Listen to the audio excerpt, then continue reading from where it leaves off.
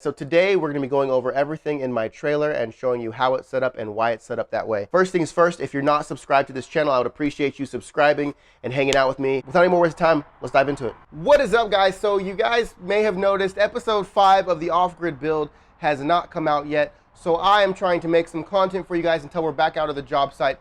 The reason we're not at the job site, or we haven't been for the last week and a half, is one, it froze here in Texas, and when it gets below 32 degrees in Texas, we just stop functioning.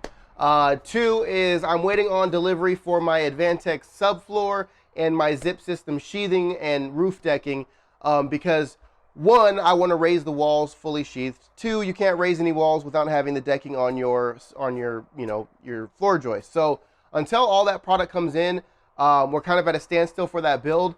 We are waiting for delivery for another lumber delivery as well as another, or our first window delivery. So everything's a little out of whack right now, but in the end, we're probably going to be getting both of those deliveries around the same time. So from that point on, the build should go fairly quickly.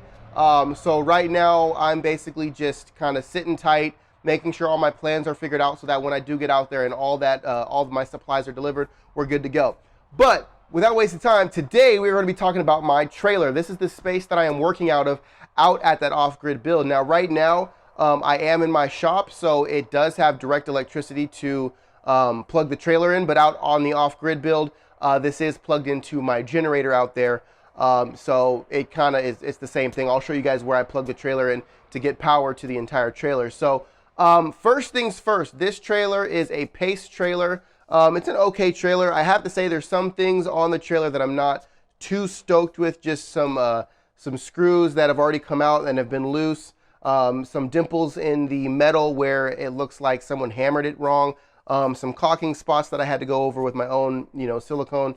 But other than that, great trailer, awesome trailer, double axle. It is a 16-foot by 6'6" roof height. So it's plenty big for what I use it for, which is just working out of it. So first things, I know most of you guys are going to have questions about what's here on this wall. This is the Diamondback Go panel. So this is a very, I think it's marine grade aluminum, I believe. And it's an awesome, I want to say hook and loop system, but not like the traditional hook and loop like you would think. This is that on steroids. So for example, all these shelves actually screw into these little holes right there, and you can move them any which way you want. I mean, you can even hang these panels vertical if you want.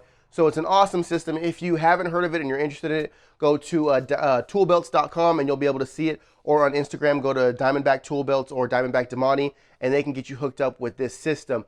What I love about this system is it gives me the ability to have all my tools at my fingertips. So I kind of have a policy for my trailers. I try to keep the same policy for my toolboxes as well. And this is just basically a rolling toolbox.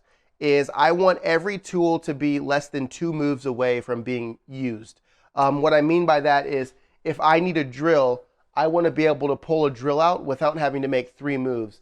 If I need a tape measure, if I need tape, if I need, a vacuum cleaner, air hose, I don't want to have to dig past one thing to get to another. I know that it's kind of unavoidable when it comes to the fasteners, which I'll show you under my table here in a minute.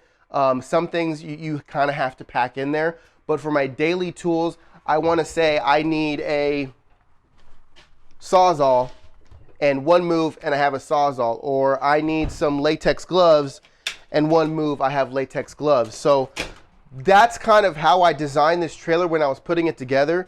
There's nothing more frustrating than when you need something and you're opening a drawer, pulling a bunch of stuff out, or moving a bunch of stuff to the front to reach way in the back and grab the thing that you need. Or if you have just a big drawer of your saws or hammers or tape measures and things get hooked up on each other, that drives me nuts. So this system is really awesome because it gives you the ability to have a 1 grab or a 1 move, access to your tool. If I need cut-off blades, if I need, earbuds or what do you call those things?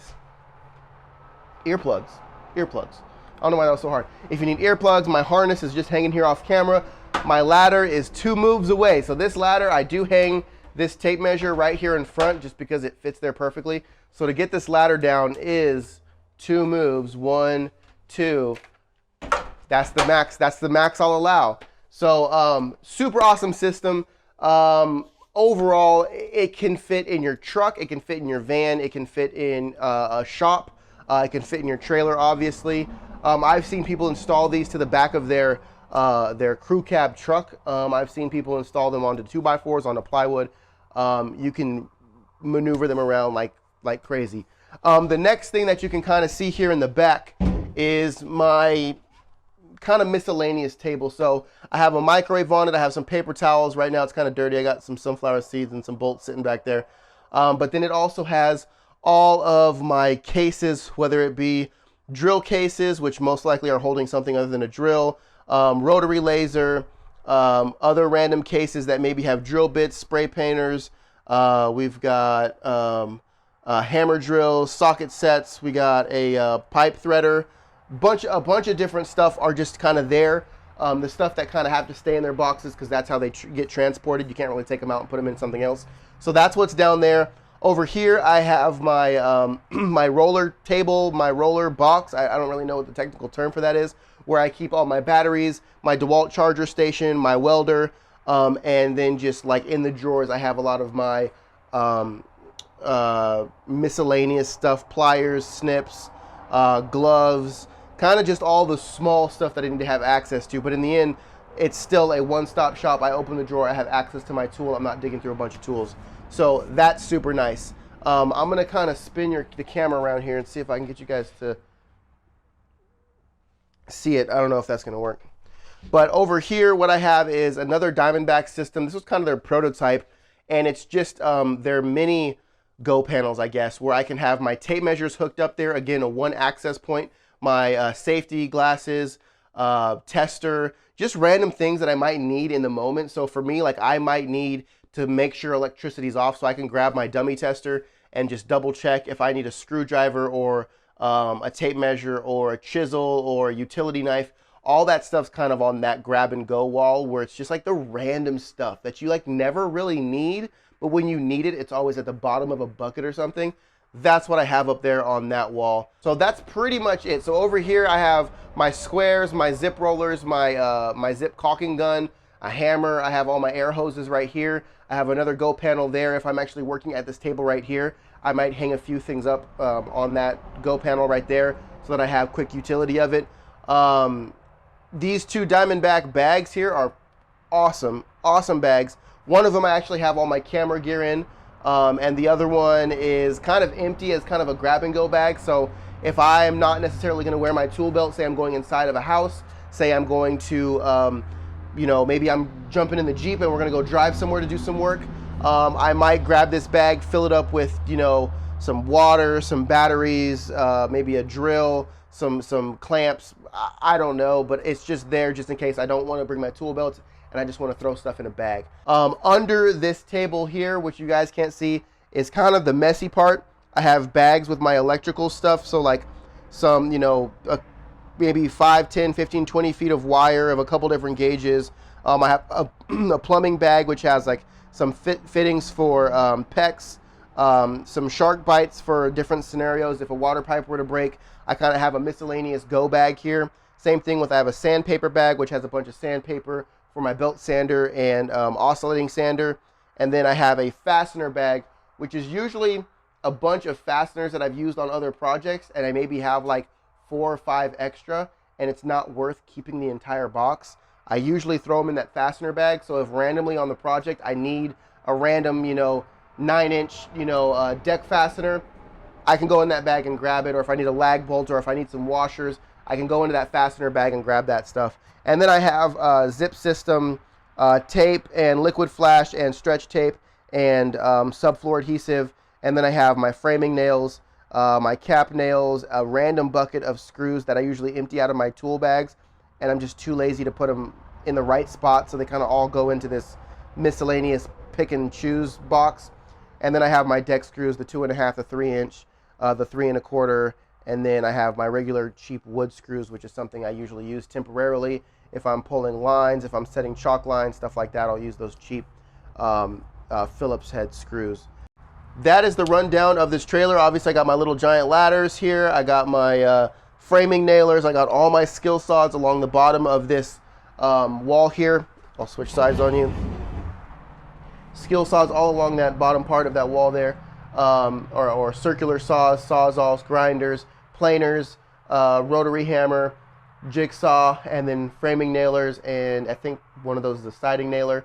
Up here I have, again, another sawzall, some pin nailers, some finish nailers, my blower, just other stuff. So overall, there's more stuff sitting behind the camera that I don't currently have in the trailer, like the air compressor, the vacuum cleaner, the table saw, the chop saw. Those are actually on wheels, and usually I will roll them in here, right here under this portion here, under the ladder, and I'll just strap them in from these two clamps on the side of the trailer. But those don't have like a specific spot, because 90% of the time I'm not going to have my miter saw with me, mainly because if you're a framer, I'm not a framer, but if you are a framer, you'll realize you rarely use a miter saw, and if you happen to not have a miter saw, you usually can get it done with a circular saw. So I don't necessarily take my miter saw everywhere I go, just because it's bulky, takes time to set up, and 90% of my cuts are just straight. So and even if I'm doing 45s, it's easier for me to do it with a circular saw anyway, because it's hard to get a 16-footer up on a miter saw. So usually I try to keep this trailer as open as possible so that I can come in here and use the table if I want to, and then everything goes back where it goes. But I hope this helps somebody. If you have any ideas or concepts or better ways for me to do my trailer, I would love to hear from you guys. If you guys have, suggestions, or just let me know what you guys think. And if you guys haven't already, I would appreciate you subscribing to the channel, as we are just getting going on a guest build, if you haven't seen the off-grid guest build. And after that off-grid guest build is done, we are actually diving straight into a 4,000 plus square foot home, which is potentially going to be off-grid as well. So if you guys don't subscribe, please subscribe. I'd appreciate it. And yeah, I think that's all I got for you guys. If you guys have any questions, leave them in the comments below, and maybe I'll make a video answering them. And yeah, that's it, guys. I appreciate you stopping by. Much love.